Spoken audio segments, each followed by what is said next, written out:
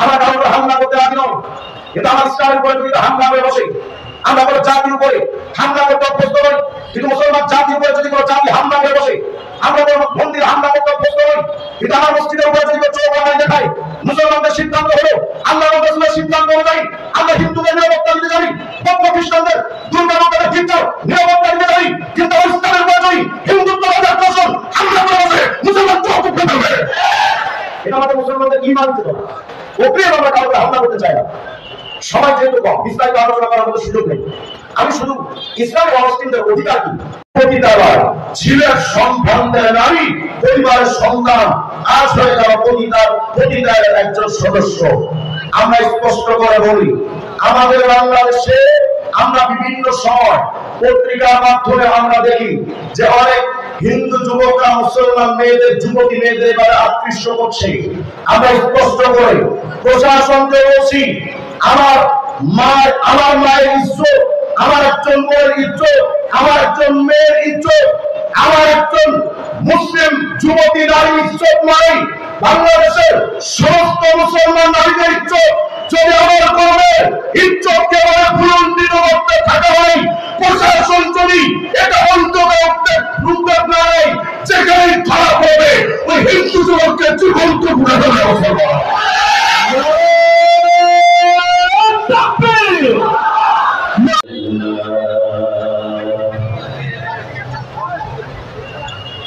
والصلاة والسلام على من لا نبي بعده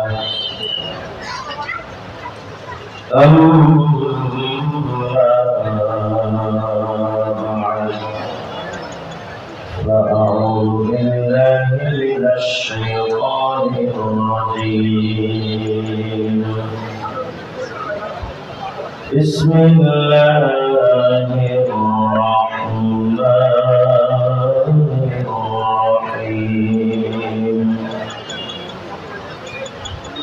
ولا تتخذوا اليهود والنصارى أولياء.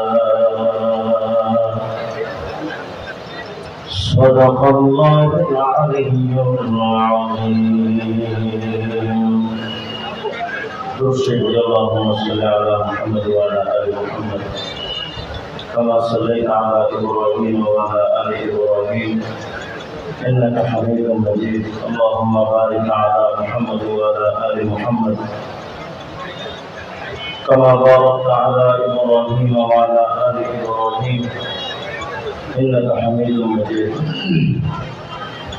مفتي الإسلام رحمه الله شرعنا دعاء مغفرة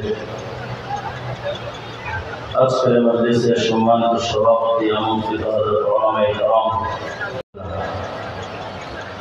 এতক্ষণ যাবৎ আপনাদের সামনে যে অত্যন্ত চমৎকার করে আপনাদের ঈমান জাগরণের আলোচনা শুনিয়েছেন, তিনি নাস্তিকদের বিরুদ্ধে আপনাদেরকে সজাগ হওয়ার জন্য আহ্বান করেছেন, আর আমি আপনাদেরকে হিন্দুত্ববাদী আগ্রাসনের বিরুদ্ধে সজাগ হওয়ার জন্য আহ্বান করছে। কোন মুসলমানের সাথে অমুসলিমদের ব্যক্তিগত কোন দ্বন্দ্ব নাই। দ্বন্দ্ব শুধু তখন ঈমানের মাসআলা আসবে যখন। পৃথিবী ব্যাপী আজকে দুটি ভাগে বিভক্ত, এক হলো কুফর, আরেক হলো তাওহীদ। একটু মনোযোগ দেন।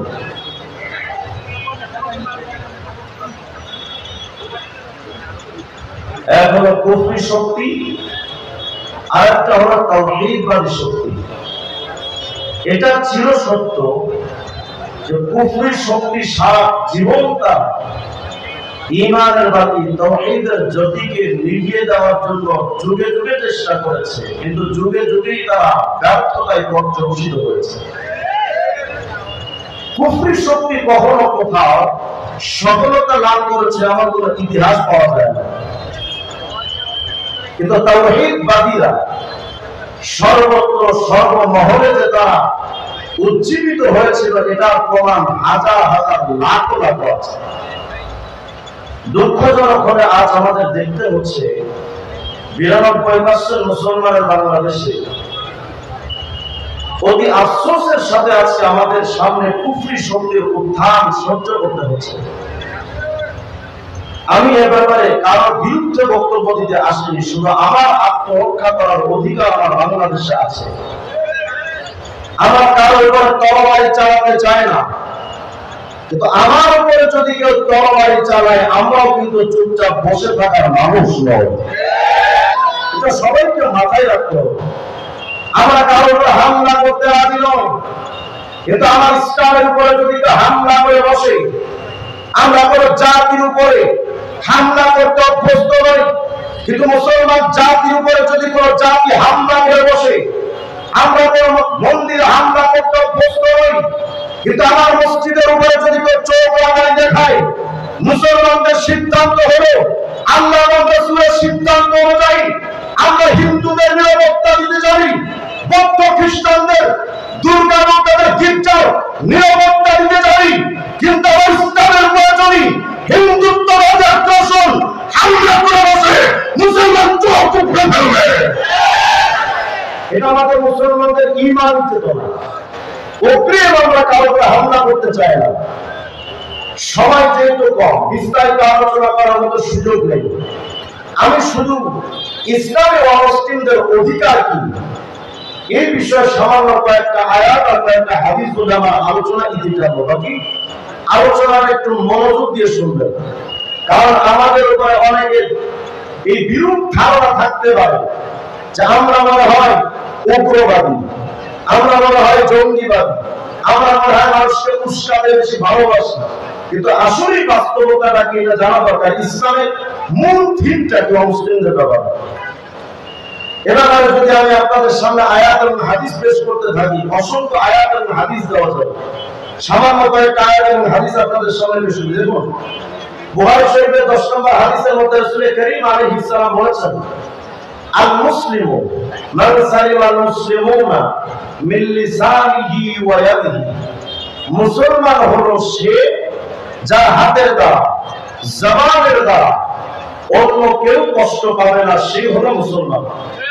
যারা মুহাদ্দিসিনে কেরাম আছেন তারা ভালো করেই বুঝবেন, এই হাদিসটা মুতলাক, মুকাইয়াদ না, তাকায়াত নাই। তার মানে রাসূল আরবির হাদিস থেকে বোঝা যায় তোমার হাতের দ্বারা আর জবানের দ্বারা মুসলমান নিরাপত্তার সাথে থাকতে হবে, বেঈমানদেরও নিরাপত্তা দিতে হবে। যদি না দিতে পারো তাহলে তুমি প্রকৃত মুসলমান হতে পারবে না। আর হাদিসের মধ্যে রাসূল করিম আলাইহিস সালাম বলেন, লা ইউমিনু আহাদুকুম হাত্তা ইয়ারমানা জারুহু বাওয়াইকা। তোমার অনিষ্টতা থেকে যদি তোমার প্রতিবেশী নিরাপত্তা না পায় তাহলে তুমি পাক্কা ঈমানদার হতে পারো না। প্রতিবেশী বলে শুধু রাসূল আরবি মুসলমানদের উদ্দেশ্য করেন, অমুসলিমদের নিরাপত্তা নিশ্চিত করা, এটাও নবীজির ইশারা, এটাও নবীজির ইঙ্গিত যে তোমার প্রতিবেশী হোক সে মুসলমান, হোক সে বেঈমান, সে যাই হোক না কেন, তোমার দ্বারা যেন সে তোমার দ্বারা কোনো কষ্ট না পায়, এটা রাসূল আরবি আলাইহিস সালামের আদেশ। হযরত জিবরিল আমিন আলাইহিস সালাম নবীজিকে প্রতিবেশীদের ব্যাপারে এত বেশি নসিহত করতেন, এত বেশি নবীজিকে আদেশ দিতেন, নবী একদিন বলেই ফেললেন, মা যারা জিবরিল ইউসুনি বিল জার হাত্তা যানতু আন্নাহু সাইয়ুবিসুহু। আমি প্রতিবেশীর হকের ব্যাপারে এত বেশি নির্দেশনা পেয়েছি, আমি এক পর্যায়ে ধারণাই করে বসতাম যে এমন হতে পারে যে প্রতিবেশীকে আমার সম্পত্তির ব্যাপারে তাদের ওয়ারিস বানায় না দেওয়া হয়। এতটা বেশি প্রতিবেশীর হকের ব্যাপারে আমাকে জিবরিল আমিন এতটা বেশি আমাকে ওসিয়ত করতেন। ভাইরা, আজ তো প্রতিবেশীর হক আমাদের কাছে নাই। বিএনপি আওয়ামী লীগের মারে, আওয়ামী লীগ বিএনপির মারে, জাতীয়বাদী ক্ষমতা আসছে মারবে। বাংলাদেশের 52 বছরের ইতিহাসে আমরা এটাই দেখি। এখন আবার অন্যরা মানে না, নৌকা ইগলরে মারে, ইগল নৌকায় মারে। কত ভাই আছে না? এই যে প্রতিবেশীর উপরে হামলা করা, আমি কোন নির্দিষ্ট সংগঠন বা দলের রাজনৈতিক ব্যক্তিত্ব নই, সুতরাং কোন দলের দিকে ইঙ্গিত করে কথা বলা আমার উদ্দেশ্য না। বাংলাদেশের 52টা বছরের ইতিহাসে আমরা এটাই দেখেছি, যারা যখন ক্ষমতায় আসছেন বিপক্ষ শক্তির উপরে হামলা করেন, প্রতিবেশীর উপরে হামলা করেন।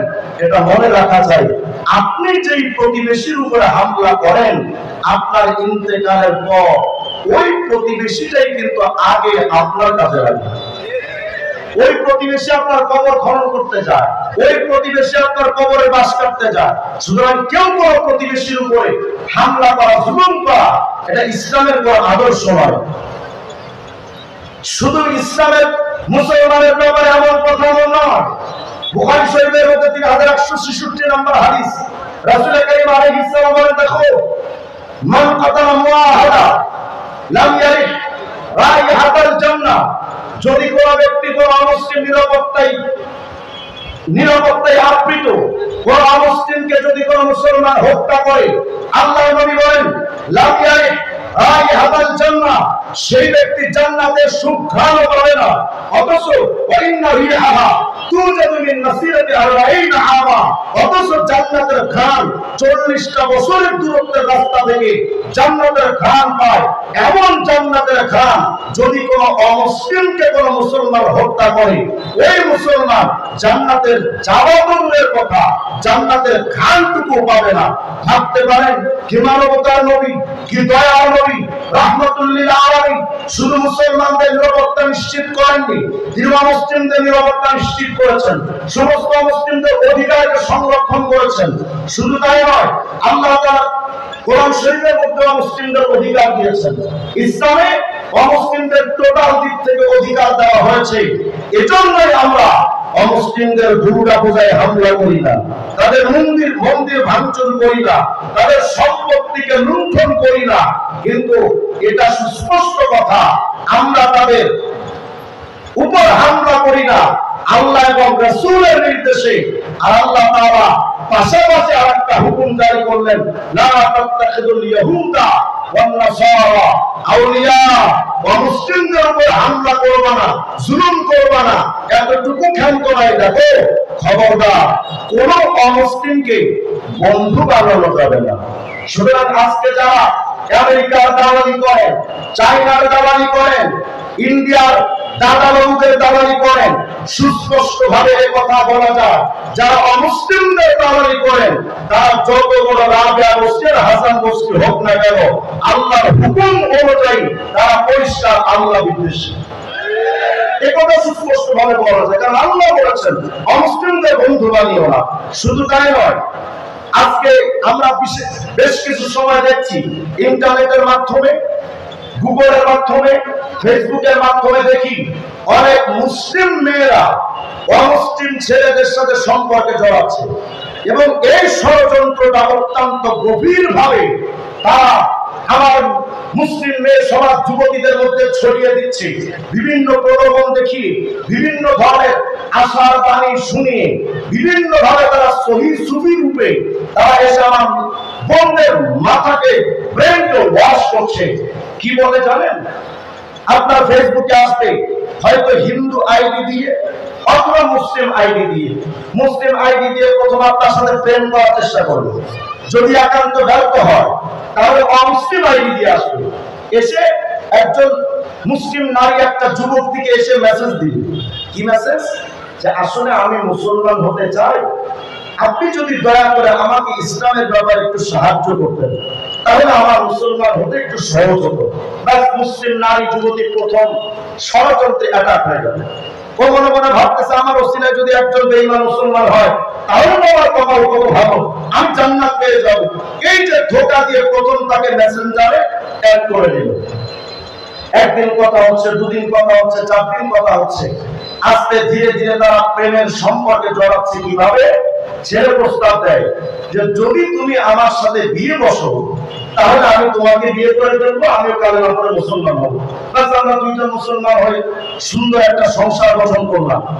এভাবে করে প্রেমের জালে আবদ্ধ করে তারা আমার মেয়ের সমাজকে, আমার মুসলিম মেয়ের সমাজকে তারা তাদের জালে আবদ্ধ করে মিট করে, দেখা সাক্ষাৎ করে, মিষ্টি খাওয়ায়, ওটার মধ্যে কাগজ ঢুকায়। যখন এই মেয়েকে যখন কোনো কিছু গিফট দেওয়া হচ্ছে, ওর মধ্যে কালো জাদু ঢুকিয়ে তারা তো কুফরি কালাম দিয়ে সব করতে ব্যস্ত, কারণ তাদের তো ঈমান নাই, আল্লাহর ভয় নাই। কুফরি কালাম করলে সমস্যা কি তাদের? বাস, তারা কুফরি কালাম করে একটা মেয়ের ভেতরে তার পরিপূর্ণ ভালোবাসাটা ঢুকিয়ে দিল। সপ্তাহ পর সপ্তাহ, মাসের পর মাস বছরের পর বছর আমার মুসলিম নারীদেরকে হিন্দু যুবকরা ধর্ষণ করছে। আরো গভীরে পৌঁছে এই মেয়েটাকে আস্তে ধীরে ভারতে পাচার করে দেয়। ফলাফল কি হয়? এই মেয়েটা ইন্ডিয়া যাওয়ার পর সে পতিতালয় তার জায়গা হয়। আমার মা বোনরা যারা আজকে আলোচনা শুনছেন তাদের জানা দরকার, কোরআন শরীফের মধ্যে আল্লাহ পাক স্পষ্ট করে বলেছেন, এত দায়িত্ব আপনাকে দেওয়া হয় নাই যে আপনি একজন হিন্দুকে বুঝে কালেমা পড়া মুসলমান করাবেন। এত দায়িত্ব আপনাকে দেওয়া হয় নাই। আল্লাহ পাক সুস্পষ্ট করে বলেছেন, লা তাত্তাখিযুল ইয়াহুদা ওয়ান নাসারা আউলিয়া। ইহুদি খ্রিস্টান আর তারা তো আসমানি কিতাব পেয়েছিল, আসমানি আল্লাহর উপর তাদের বিশ্বাস আছে। এরপর আল্লাহ পাক সে আহলে কিতাবদেরকে বন্ধু বানাতে নিষেধ করেছেন। যদি আসমানি কিতাব পড়া ইহুদি আর খ্রিস্টানদের বন্ধু বানানো আল্লাহর তরফ থেকে যদি হারাম হয়, যারা গরুর মুখ খায়, যারা হিন্দুদের যে হিন্দুরা মূর্তি পূজা করে তাদের সাথে মুসলমান মেয়েদের বন্ধুত্ব বলে কথা তার সাথে কি বলছেন যায় কথা বলা হারাম।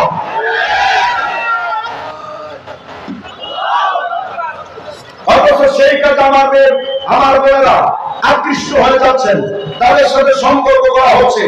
আস্তে ধীরে এই মেয়েরা তারা ফিজিক্যালি সেক্সুয়ালে তারা জড়িত হয়ে যায়। আস্তে ধীরে তাদের শেষ ঠিকানা হয়ে যায় পতিতালয়। ছেলের সন্তানদের নারী পরিবারের সন্তান আজ হয়ে যাওয়া পতিতালয়ের একজন সদস্য। আমরা স্পষ্ট করে বলি, আমাদের বাংলাদেশে আমরা বিভিন্ন সময় পত্রিকার মাধ্যমে আমরা দেখি যে অনেক হিন্দু যুবকরা মুসলমান মেয়েদের যুবতী মেয়েদের এবারে আকৃষ্ট করছে। আমরা স্পষ্ট করে প্রশাসনকে বলছি, আমার মায়ের ইজ্জত, আমার একজন বোনের ইজ্জত, আমার একজন মেয়ের ইজ্জত, আমার একজন মুসলিম যুবতী নারীর ইজ্জত নাই, বাংলাদেশের সমস্ত মুসলমান নারীদের ইজ্জত যদি আমার কর্মের ইজ্জতকে ভুলন্তিত করতে থাকা হয়, প্রশাসন যদি এটা বন্ধ করতে উদ্যোগ না নেয়, যেখানে ধরা পড়বে ওই হিন্দু যুবককে জীবন্ত ঘুরে দেবে।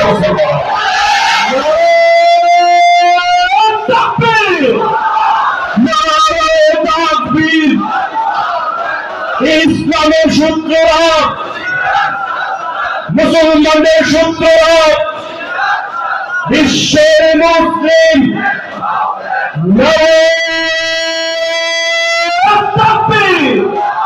আমরা স্পষ্ট করে বলি, আমরা হিন্দু যারা আমাদের এলাকায় আছেন আজ পর্যন্ত দেখানো যাবে না ভারতের বাবরি মসজিদে যত হামলা হয়েছিল, শাইখুল ইসলাম আজিজুর রহমানুল্লাহ 5 লক্ষ মানুষের বহর নিয়ে ঢাকা থেকে যশোর পর্যন্ত নামাজ পড়েছিলেন। এর মাঝখানে কোন একটা মন্দিরে কোন মুসলমান হামলা করেনি, কোন একজন হিন্দুর উপরে কোন মুসলমান হামলা করেনি। বাবরি মসজিদের হামলার কারণে বাংলাদেশের কোন মন্দিরে কোন মুসলমান হামলা করেনি। আজ পর্যন্ত হাটের মাদ্রাসার পাশে হিন্দুদের সেখানে পূজার জায়গা মন্দিরটা মাথা উঁচু করে দাঁড়িয়ে আছে। অনেক সময় অনেক আলেমরা সেটা নিরাপত্তা দেয়, কিন্তু আল্লাহর কসম করে বলি, আমার বাংলাদেশের মুসলমানদের ইমানি দুর্বলতার সুযোগ নিয়ে যদি আমার পায়ের উপরে পায়ে ঝগড়া করতে আসো, এমন নাতি খাওয়া ইন্ডিয়া থাকা টাইম পাওয়া।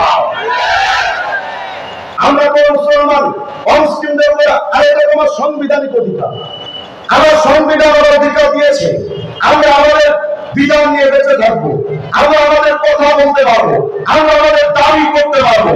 কিন্তু আমাদের দাবিটাকে আমার যদি রাজনৈতিক বক্তব্য হিসেবে ধরে নেন, তাহলে আজকে আপনারা দেখেছেন মধুখালীতে যেই অন্যায় ভাবে আমার মুসলিম যুবকদেরকে হত্যা শহীদ করা হয়েছে, মুসলমানরা তো নীরব আছে। আমি এ ব্যাপারে যাওয়ার আগে আর দুটি আয়াতের হাদিস আপনাদের সামনে পেশ করে দেখেন। কোরআনে কারীমের মধ্যে আল্লাহ পাক বলেছেন, লা ইয়ানহাকুল্লাহু আনিল লাযীনা লাম ইউকাতিলুকুম ফিদ-দীন ওয়া লাম ইখরিজুকুম মিন দিয়ারিকুম আন তাবাররুহুম ওয়া তুকসিতু ইলাইহিম ইন্নাল্লাহা ইউহিব্বুল মুকসিতিন। আল্লাহ বলেছেন, যদি কোন মুসলিম তোমাদেরকে তোমাদের ঘর থেকে বের করে না দেয়, যদি কোন মুসলিম তোমাদের উপরে জুলুম না করে, আল্লাহ বলেন খবরদার তাদের উপরে তোমরা অন্যায় করো না, তাদের উপরে কোনো জুলুম করো না। কোন অমুসলিম যদি অন্যায় না করে তার উপরে তুমি জুলুম করতে পারো না। আল্লাহ পাক স্পষ্ট করে কোরআন শরীফের আয়াতে বলেছেন। শুধু তাই নয়, আবু দাউদের 3052 নম্বর হাদিস দেখেন, রাসূল কারীম বলেছেন, আবা মান যাওয়া মুআহাদান আমিন তাকাসাহু আও কাল্লাহু ফাতাআতিহি আও আযাবা মিনহু শাইআন বিগাইরি তিবি নাফসিন। নবী বলেছেন, তোমার অধীনস্থ কোন মুসলিম যদি থাকে, খবরদার তার সম্পত্তি জোর করে দখল করো না। কোন মুসলিম যদি তোমার এলাকায় থাকে, জোর জবরদস্তি করে তার উপরে কোনো কিছু তুমি চাপিয়ে দিতে পারো না। কেউ কোন মুসলিমের উপরে জুলুম করতে পারো না। এটা আমার নবীর আদেশ। এজন্যই আমরা কোন মুসলিমকে কষ্ট দিই না, আমরা কোন মুসলিমদের মন্দিরে হামলা করি না, কোন গির্জায় হামলা করি না, কোন ব্যবহারে হামলা করি না। এটা আমাদের ঈমান, নবীর হুকুম ফরমান রক্ষা করার জন্য, ঈমান হেফাজতের জন্য আমরা কোন মুসলিমের উপরে হামলা করি না। কিন্তু এটা সুস্পষ্ট কথা, নবীর আদেশ যেমন তাদের নিরাপত্তা দাও, আল্লাহর আদেশ যেমন তাদের নিরাপত্তা দাও, সেই আল্লাহর আরেকটা বিধানও কিন্তু আছে। আল্লাহ বলেছেন, ওয়াকাতিলু ফি সাবিলিল্লাহ আল্লাযীনা ইউকাতিলুনাকুম ওয়া লা তা'তাদু, খবরদার তোমাদের বিরুদ্ধে যারা যুদ্ধ করবে তোমরাও তাদের বিরুদ্ধে যুদ্ধ করবে। সুতরাং সুস্পষ্ট কথা এটা যে আমরা কোন মুসলিমের উপর অন্যায় যদি হামলা করতে চায় না, কিন্তু কোন মুসলিম যদি আমাদের গলার উপরে ছুরি চালায়, আমাদের পায়ের উপরে পা রেখে যদি ঝগড়া করতে আসে, আমার মা বোনদের ইজ্জত নিয়ে যদি কোন মুসলিম টানাটানি করে, আমার কোন যুবককে যদি মিথ্যা অপবাদ দিয়া যদি তাদেরকে শহীদ করতে হয়, শহীদ করা হয়, আর তাদেরকে যদি গ্রেফতার না করেন, এটা মনে রাখবেন মুসলমানদের ইমানি চেতনা। আমি আপনাদের শুনিয়ে যাচ্ছি, ফরিদপুরের মধুখালী যে মেম্বার আর চেয়ারম্যান আর যাদের মাধ্যমে মুসলমানদের শহীদ করা হয়েছে, তাদের যদি মৃত্যুদণ্ড না দেন, মুসলমানরা কিন্তু নিশ্চিত ঢেলে দিয়েছে ওদের রক্ষা হবে না। ওদের যদি আপনারা মৃত্যুদণ্ড না দেন, এটা আমি চ্যালেঞ্জ করে বলতে পারি, ওই মেম্বার, ওই চেয়ারম্যান, ওই হত্যাকারী হিন্দুরা নিরাপত্তার সাথে আসতে হাঁটতে হবে। হয়তো আপনারা বিচার করবেন, নইলে জাতি বিচার করে ছেড়ে দিবে। আজকে আমাদের মাথায় পায়ের উপরে পা রেখে মাঝে মধ্যে আমাদের উপরে হুমকি দেওয়া হয়। কখনো বলা হচ্ছে সিলেট থেকে খুলনা পর্যন্ত বিরাট একটা অঞ্চল নাকি দাদারা দখল করবে। তারা বলে এটা নাকি তাদের সম্পত্তি। আমরা স্পষ্ট করে এটাও বলেছি, 30 লক্ষ মানুষের জীবনের বিনিময় অর্জিত যে স্বাধীনতা, 2 লক্ষ মায়ের ইজ্জত ভুলন্তিত হওয়ার পর অর্জিত আমার যে স্বাধীনতা, 1 ইঞ্চি মাটি যদি তোমরা তারা দখল করতে আসো, এমন পিটারি খাইবা, 2 বার টাইম ভালো হবে না। এই মাটি আমার, এই মাটি আমার গর্বে, এই মাটি আমার ইসলামের, এই মাটি নিয়ে ষড়যন্ত্র করলে এটা তো বরদাস্ত করা যায় না। আশ্চর্য হয়ে বলতে হয়, আজকে মুসলমানদের উপরে চড়াও হওয়ার জন্য শত চেষ্টা করা হচ্ছে। ফলাফল কি হবে? তোমরা আমাদের বিরুদ্ধে যুদ্ধের ডাক দিবা, আর মুসলমানরা গজনা হিন্দের ডাক দিবে। এই তো শেষ ফলাফল। আর আমরা তো অপেক্ষায় আছি, আলহামদুলিল্লাহ। কবে সেই সময়টা আসবে আমরা তো সেটার জন্য প্রতীক্ষায় আছি। এজন্য আমরা স্পষ্ট করে বলি, হিন্দু মুসলিম দাঙ্গা লাগার জন্য মাঝখানে যারা প্রচেষ্টা চালাচ্ছে, তারা মুসলমানেরও কেউ না, হিন্দুদের কেউ না, তারা তৃতীয় পক্ষ কোন শক্তি যারা মুসলমান আর হিন্দুদের মধ্যে দাঙ্গা লাগাতে চায়। সুতরাং এদেরকে তো কঠোর হস্তে দমন করা দরকার।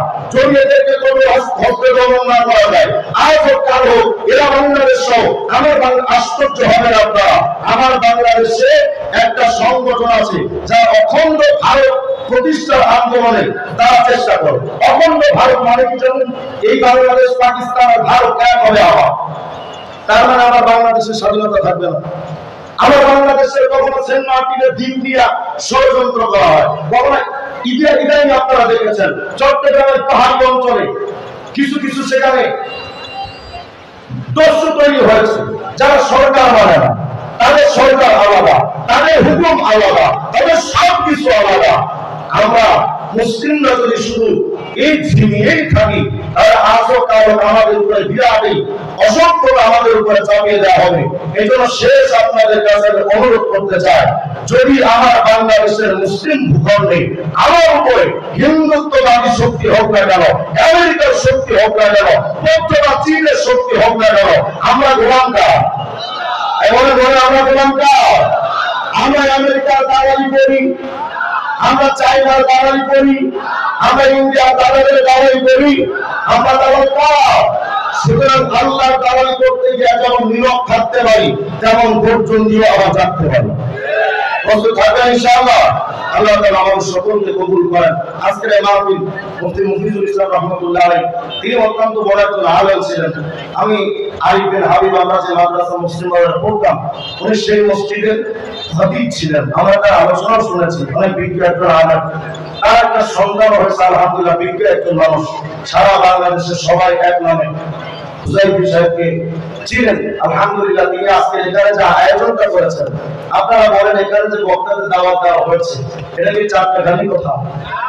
এত এত আলেম, বাংলাদেশের সব শীর্ষ আলেমকে তিনি নিয়ে আসছেন।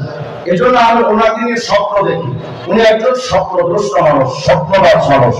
ওনাকে আপনারা সাপোর্ট দেন, আপনাদের সন্তান হিসেবে আপনারা তাকে সাপোর্ট দেন। আশা করি